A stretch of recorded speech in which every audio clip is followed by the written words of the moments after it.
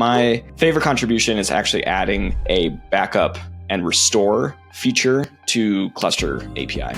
And this was, not only a sort of marathon effort in iterating with a really large community within the open source ecosystem, but also interfacing with a bunch of these companies who are deeply, deeply invested in cluster API and how its APIs are shaped. And really that sort of cornerstone of all that ends up being the actual PR, which is why you see so many comments in there, because, everybody's giving their thoughts and eventually giving their consensus and giving the thumbs up until finally the code owner is like, okay, yeah, you did the work. We have consensus from this cohort of stakeholders. Let's send it. Let's merge it. Let's actually bring it into the actual code base. And it sort of ends up being like a web of who knows who.